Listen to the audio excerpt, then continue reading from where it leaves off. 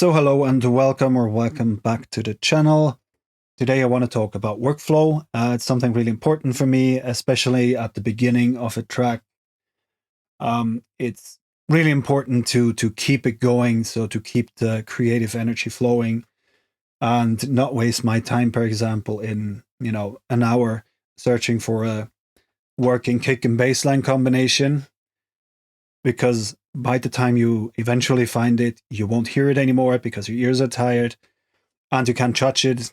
Is it actually good or not? And next day you come back, listen to it, and the track is actually not so exciting after all. So yeah, let's dive in, and I'll try to give you some ideas of how I work and then how I get a track started. So first, I always start with kick and bass line. And this is my sample manager, Synonym. You probably have seen it on other YouTubers. It's actually quite a good software. And let's say I have a selection of kicks here, and I will take time then now for now. Let's just assume these are my favorite kicks. It's the Future Phonics Foundation Packs. So yeah, you can bet on it. They're all quite good. The question is sometimes only, well, do they actually fit into the track I'm currently making? Do they fit together with the bass line? So, and I took in my personal selections a lot of time to select the best kicks. Let's say maybe about 20 of them. Now, first I introduce a sampler and then create a multi-sample. And now I want to have my, let's say 10 favorite kicks in there. Let's assume these are my favorite kicks. So I'll just highlight the bunch, drag them over to Bitwig, and then hold the Option button. And as soon as you start moving again with the cursor, they stack up all together. And I want to drop them on C1 because this is the general MIDI note for kicks. We'll see again. We'll see why later. And now when the controller is not highlighted, let's go to drum sequencer. Okay. Now, whenever I hit the note, it will play a different sample in a round robin manner. But we can change that. They are already selected. If they are not, make sure that you select all of them. Right click, and then you can choose distribute select equally. Now, what that does, it distributes them in a certain range on this knob here. So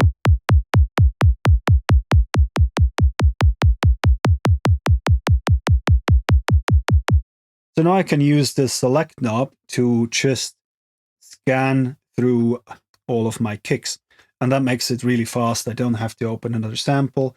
I don't have to work on the positioning and so forth. It's just there. I can just switch a kick out in an instant. And also I want to build up my entire percussion in this fashion. So next what I will do is actually taking a drum machine and now drop this sampler on C1. We will do a general MIDI compatible layout here. I suggest you do too, because you have to put this stuff somewhere. So you might as well put in a little bit more effort and put it at the right place. And then all your drum machine stacks and MIDI regions will always be compatible. Also, when you open other plugins, I mean, every drum plugin is mapped this way. So it makes sense to invest this time and just set it up in a general MIDI fashion, which means the kick is on a C1. I think the clap is on C sharp. Then snare drum is on D1. Closed hi-hat on F sharp. Open hi-hat on A sharp. And now I do the same thing with, let's just use these basic elements. You can do it, of course, with all sorts of other elements like toms and also effects. I also have entire stacks of these drum machine instances where I have different kind of effects, which then I can just drop in and start triggering via MIDI. So, but now let me first search for, well, let's search for hat. Oh. Yeah, these are all closed hi-hat. And let's say these are my favorite ones. These are the ones I have selected. So first I'm going to, no, I said closed hi-hats are an F sharp. So another sampler. Where's the sampler? Oh, strange selection here. Everything sampler. So go to synonym and grab your candidates, drop them in here, hold option and F sharp, right? F1 sharp. Drop them in, right click, distribute select equally.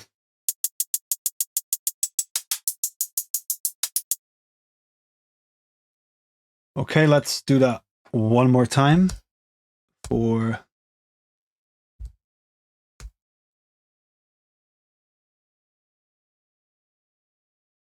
okay, right click, distribute select equally.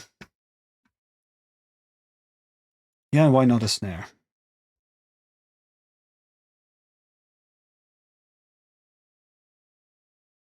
Right click, distribute select equally.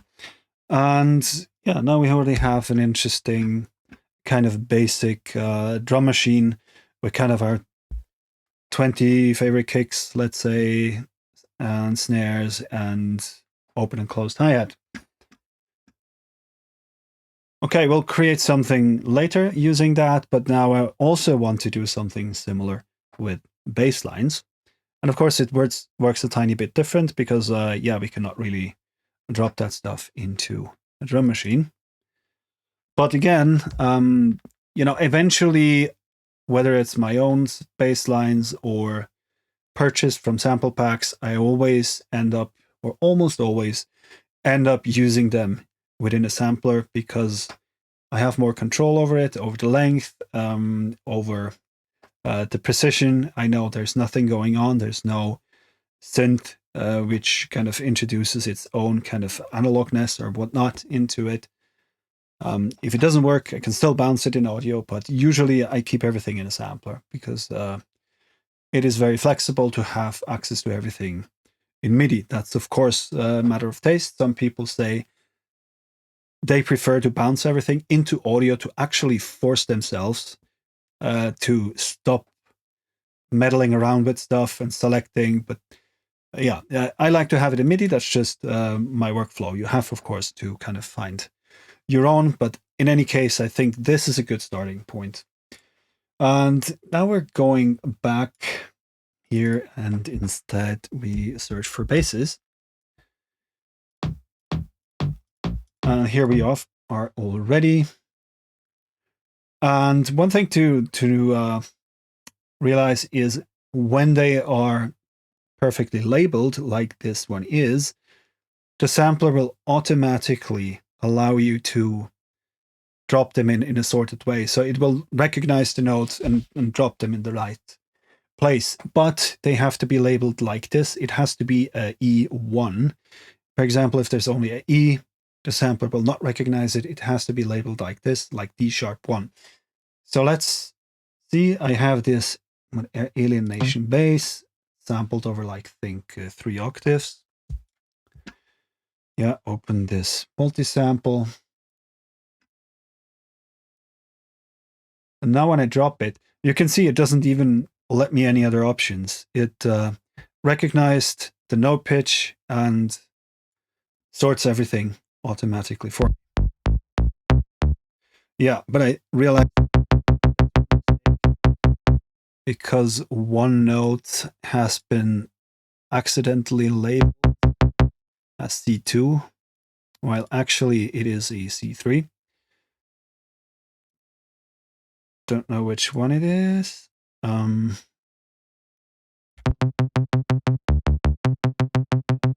was the wrong one. Yeah.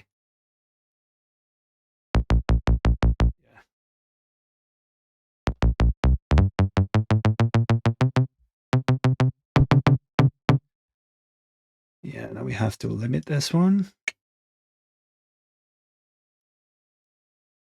Like so. Yeah, that's the only bass where I have this problem. All others are labeled correct. And now we could just group them. Let's just Command G. Yeah. And this puts it in an instrument layer. And instrument layers, now actually I want to transform this to an instrument selector. Here. So first Command G groups it, then right click, convert to instrument selector. And instrument selectors allow you to select between different instruments. And you can already imagine what we're going to do. We pick up another sample and do the same game again, but now with the next bass line, which is called artificial bass. So now the selector works by, you can go in the header and move your mouse up and down, but that's not ideal. So what I do is I grab a macro and then assign it to the index. And now I can just switch back and forth using this knob. So also kind of back to the drum machine. Now we have to go into every single instrument to actually get to the select knob, but we can kind of delegate this to kind of the master page and go here, select, second one, select, then closed hi-hat, select, open hi-hat, select, and then, yeah, label this stuff. So, and now you can conveniently control the selector from this panel here, or even your MIDI controller that you have assigned, like so. And just let something play and yeah, see what comes out of it. Now let's construct something. Add a MIDI region. Kick drum. Let's drop in kick drum. Snare. Let's keep that one. And this is also something I use my push controller now to add all of this stuff. And this is also something we can later save, because we're always going to have a kick, always going to have a snare, always going to have a hi-hat, and they will always be on average on the same position. So I don't need to create these kind of MIDI regions over and over and over again. I can just create it once and then save away with my instruments. Now we also need a bass line. Let's go. Let's create something interesting.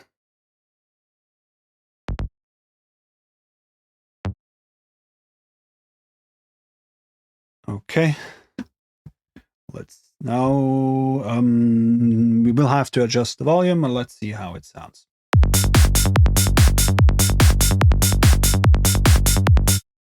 Okie dokie.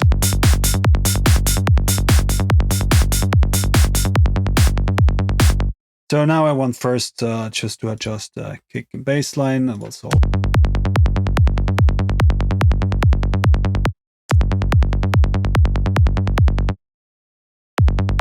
-17, this is one -15, so actually on average that would already mean that the bass line is a little bit too loud. But I also need, actually I need a tool and then a sidechain tool, which I created in another video.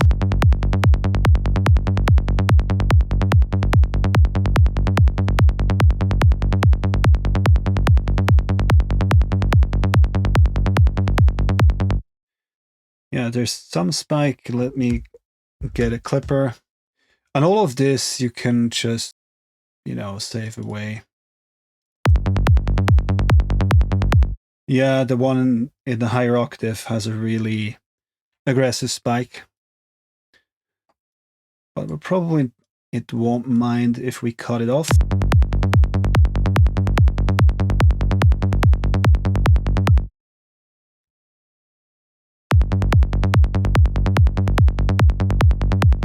Yeah, now that looks already better.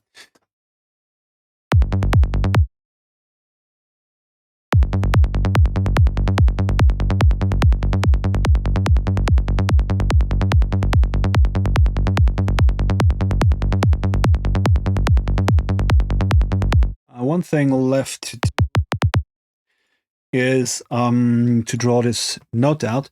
Usually I let the sampler play the entire sample, but not with the kick drum, because I want the kick drums to be exactly 1/8 note long, or 50% from kick to kick. And then I make them a tiny bit shorter, these notes. This then, yeah, just respects the release time that we will use, adjust for the release time, that's the right word. And now I just go here and then correct for, yeah, the release time. Let's get a scope here real quick to check how long our... Yeah, and it's pretty precise. This is exactly now an 8 note long. So let's open that one a little bit to avoid clicks.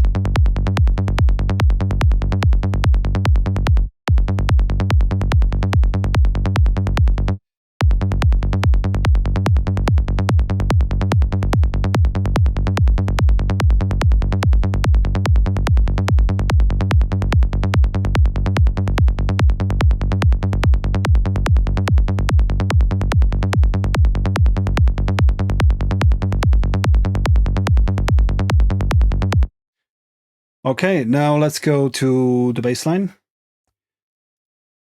and do the same thing.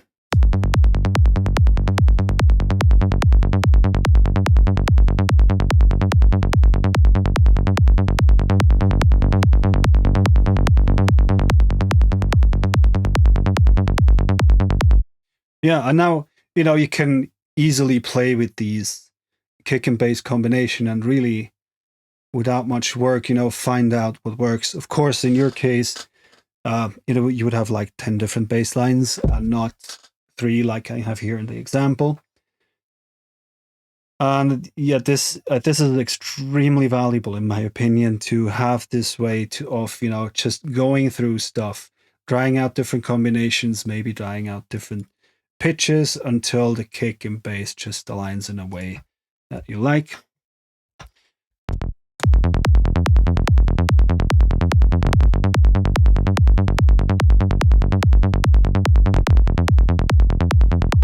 Yeah, I really like the drive that we get from having it in G, but kind of in F. It just sounds kind of... I love just how the kick and bass line works together.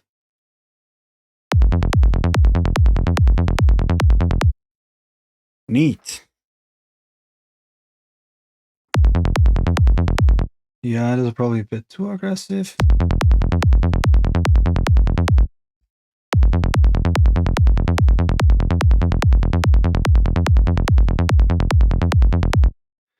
Also needs an equalizer. The first thing I try out whenever I drop in an equalizer is removing frequencies somewhere between like 200 and 500 hertz.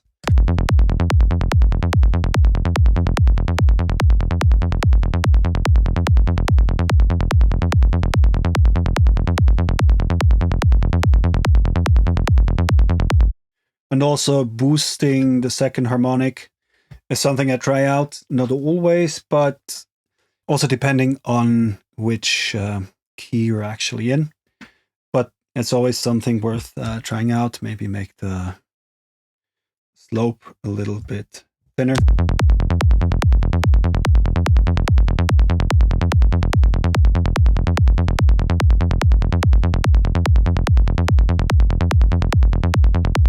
Not sure if we need the attack.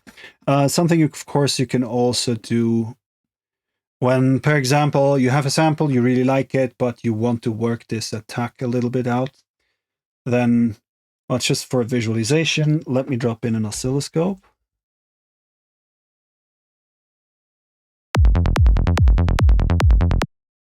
Yeah, this one is selected. Oh, come on. So the decay is grayed out because sustain is at maximum. So I reduce the sustain to the minimum, and then okay, that's the wrong one. It's actually this sampler is playing. It's indicated by this blue dot.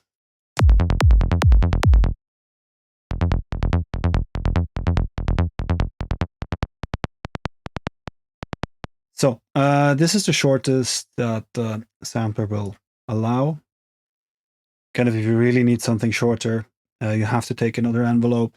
But usually this is enough. And now that I have adjusted the envelope to, well, actually the minimum is cool,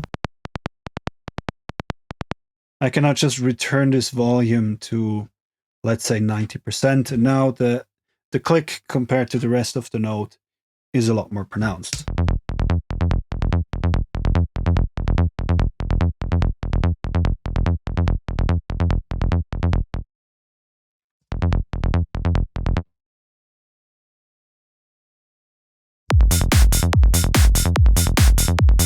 Well, let's just assume that's okay for now. Now, I want to deal with the snare. I don't like this snare, but we can easily change that. So we're here. And of course, listen to it in context. Let's mute these.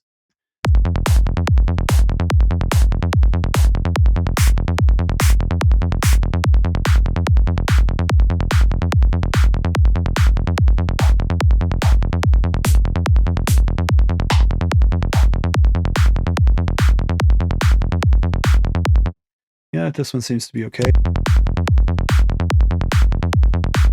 Of course, we will have to listen to everything in a context. Now, also want an equalizer in here.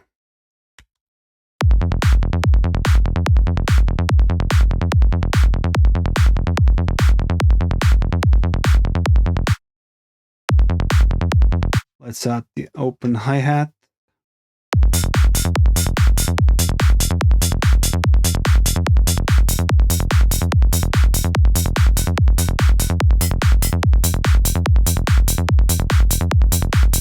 Yeah, I think this one is really nice.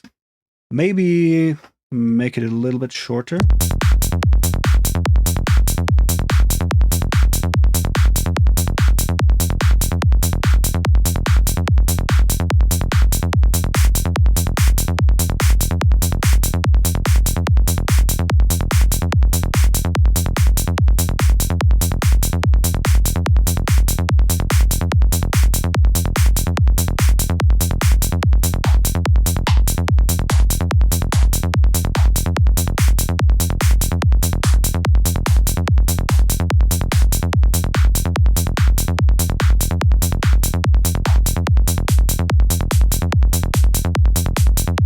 Yeah, for now, let's leave it at that.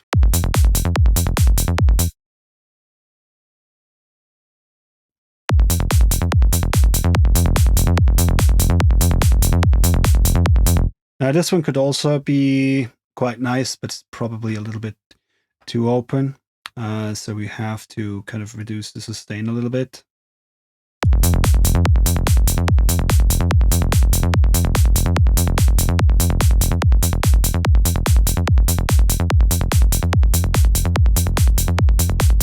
Nah, definitely not this one. Yeah, I think this one is short and pronounced, and yeah, has a good vibe. This one, the last one, is a bit too open for this track.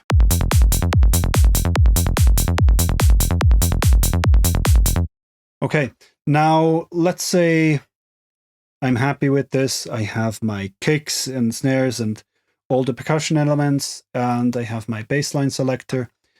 Now, the only thing that's left to do is, of course, grouping this entire stuff. rename,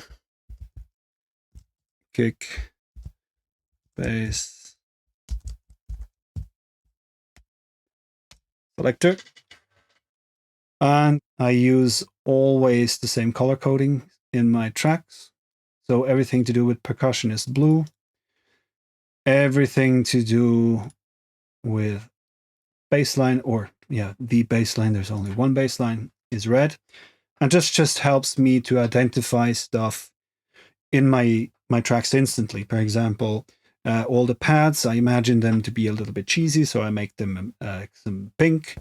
Leads are yellow. It's completely arbitrary. I just started doing it in a certain way, and when you continue doing that, you sometimes don't even have to label stuff. You just look at it and you instantly know what it is. Effects are light blue, and so on. Right now that we have this combined here, of course, I mean, I encourage you to save this group and maybe also the individual samplers that you created. And of course, the same thing over here. But now I also want to save this entire combination, because I will always have to make a bass line. I will always have to make this kind of percussion. Maybe I can even add more elements, which are muted or not. So, and I tried saving these things, but it did not work out. So let's see here. Now the issue is when you start dragging it over, you can't save it. You right click, you also can't save it. But when you grab this scene here and you drag this over, it allows you to save it. And now let's just call it test selector. And yeah, save devices and clips. That's important. Saves all, the drum machine and equalizers and whatnot. And I would also locate it, embed files located outside of the project folder. So we'll take it out of your sample library and actually save it somewhere in Bitwig's tree structure. So I click OK. Now let's say this is a new track. I go here and just grab my selector. I drop this in, and well, I'm pretty much ready to go.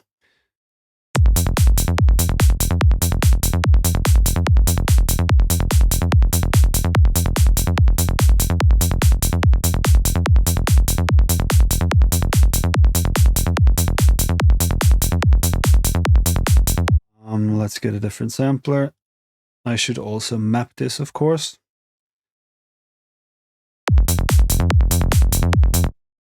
Yeah, let's change that.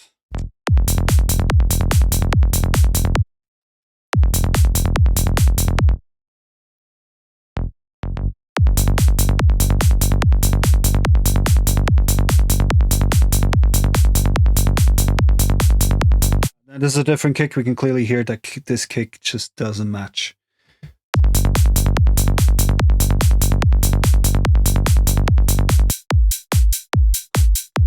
It is actually a cool kick though.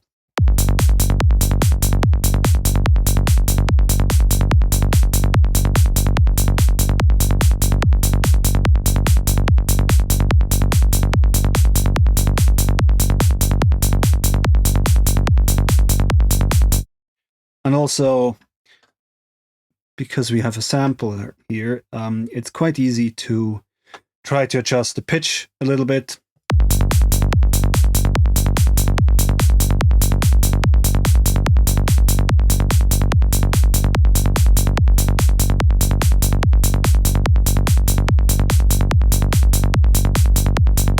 Yeah, this can still be tricky and take a lot of time to make it really perfect. But it gets you started way faster than when you try to create everything from scratch. And as I said before, there are other places where you can use this. For example, These sample packs here, they contain a lot of effects and single shots. I mean, put these into drum racks, for example, and add some effects like stutter effects and so forth, and just save it away, and then drop it in from the browser here when you need it. Okay, yeah, that sums it up for today. I hope you find this tutorial useful, and I'm logging out. See you guys next time.